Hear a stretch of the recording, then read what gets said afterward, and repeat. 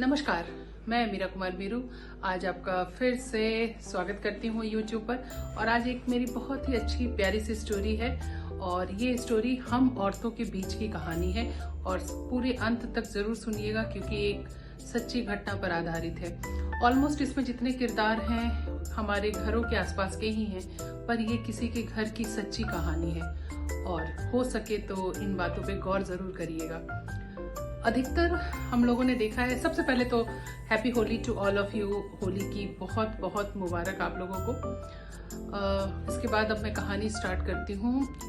अधिकतर घरों में ऐसा होता है कि हम लोग सबसे पहले जो घर की धुरी होती है अर्थात जो औरत होती है, कहीं ना कहीं उनके घर वालों के सपनों के खातिर में अपने सपनों की पूरी तिलांजलि दे देती है और हम सोचते भी नहीं हैं। आज बस उसी पर एक छोटी सी कहानी है।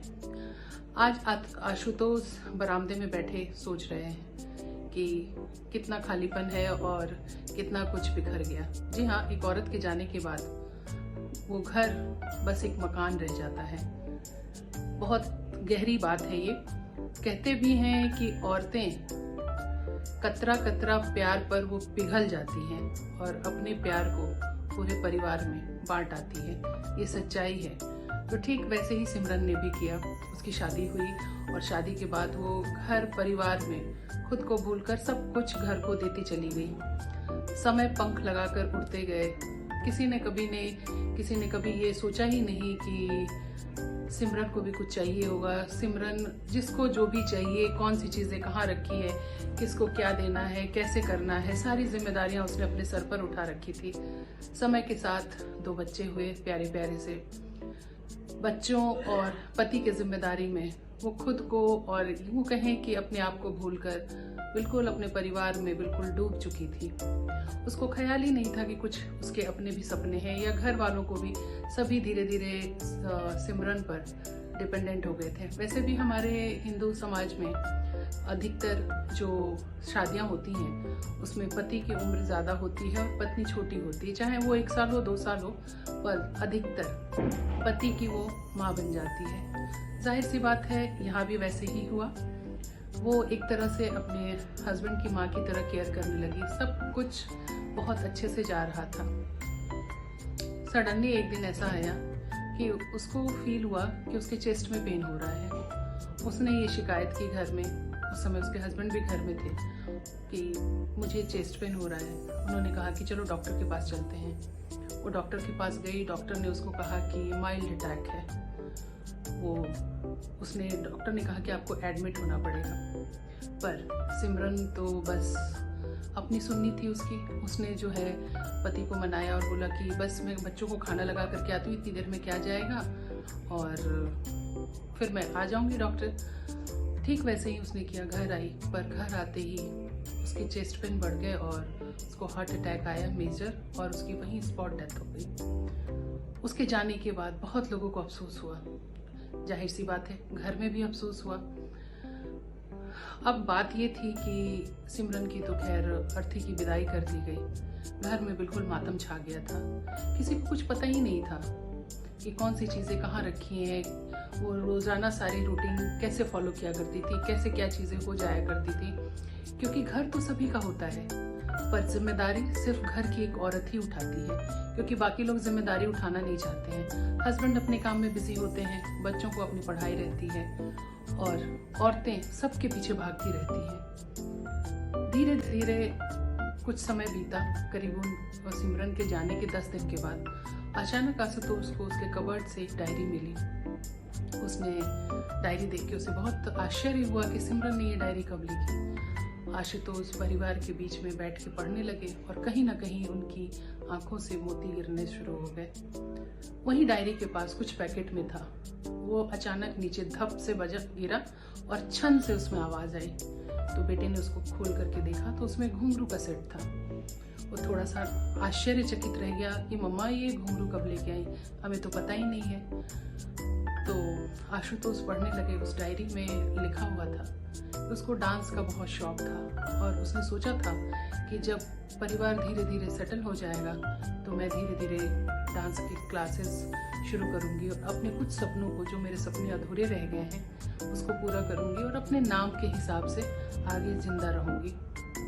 पर समय ने उसको वो नहीं दिया। कुछ नए कपड़े मिले जो उसने सोच रखा था कि इसको मैं अपने जन्मदिन पे पहनूंगी, इसको बेटे के इसमें पहनूंगी। वो सारे कपड़े मिले टैग के साथ। और कुछ ऐसी चीज़ें मिली जिसकी भरपाई शायद ज़िंदगी में नहीं हो सकती थी। उसको घूमने का बहुत शौक था। उसकी लंबी सी लिस्ट मिली कि मैं यहाँ देखने जाऊंगी, मैं वो चीज़ देखूंगी, मैं यहाँ घूमूंगी। आशुतोष थोड़े से परेशान हो गए क्योंकि सिमरन ने बहुत बार उससे कहा था कि हम कहीं बाहर घूमने चलते हैं, पर हर समय आशुतोष ने यही कहा, ये काम खत्म होता है उसके बाद चलते हैं। तो अक्सर सिमरन चुप हो जाया करती थी और उसे लगता था कि जाहिर सी बात है, घूमना मुझे है, इन बच्चों को तो पढ़ना ही है और आशुतोष का अपना काम है। तो वो चुप हो जाया करती थी। लेकिन हर चीज़ का एक समय होता है। मेरा इस कहानी को आपके समक्ष रखने का मतलब सिर्फ इतना है कि हो सकता है कि परिवार वाले आपके साथ जो आपके सपने हैं, जिसको आप जीना चाहते हो, साथ न दें उसको जीने में।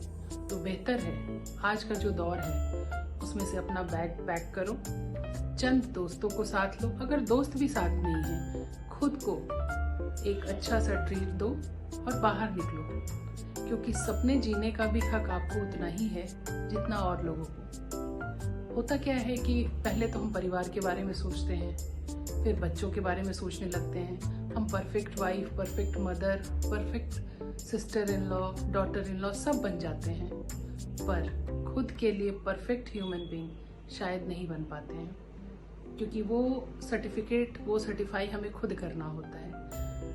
तो मेरी एक छोटी सी बात है इस कहानी के थ्रू, अपनी जिंदगी को परिवार के बोझ तले कभी मत भूलिए। और अगर आपको लगता है कि आपको थोड़ा सा आगे बढ़ना चाहिए, अगर आपके पास टैलेंट है, स्किल है, उसको परिवार की जिम्मेदारियों के साथ साथ उस पे थोड़ा सा काम जरूर कीजिए, ताकि आप धीरे धीरे भीड़ से अकेले निकल सकें। कोई ज़रूरी नहीं है कि आप पैसे कमाने के लिए ही निकलो। वैसे भी पैसा अगर आए तो आती हुई लक्ष्मी किसको बुरी लगती है। लेकिन खुद के लिए जियो, क्योंकि जो खुद के लिए जीता है ना, वो सबसे खुश इंसान होता है। और घर की औरतें अगर खुश होती है ना, तो वहाँ की लाइफ, वहाँ की पॉजिटिविटी की बात ही कुछ और होती है। ये अगर आपके पास आसपास कोई ऐसी एग्जाम्पल होगी तो आप उसको गौर से देखिए, क्योंकि अगर आप खुश हैं तो आपका संसार खुश है। क्योंकि आशुतोष को बार बार यही गिल्ट लग रहा था कि उन्होंने उनको ना घुमाया, उनके सारे कपड़े, उनके ड्रेसेस सब वहीं रह गए उस डायरी के अंदर ही। और वो तो चली गई, जो पीछे छोड़ के गया वो सिर्फ एक जख्म है जो उस परिवार का शायद कभी नहीं भरेगा, क्योंकि उनको हमेशा गिल्ट फीलिंग रहेगी कि हमने ये काम उसके हिसाब से नहीं किया। तो अगर किसी ने आपको 100% दिया है तो आप खुद के लिए सोचें। और ये कहानी अगर आपको अच्छी लगे तो इसको लाइक, कमेंट और शेयर ज़रूर करें और खुद के लिए जीने की ज़रूर सोचें। Thank you.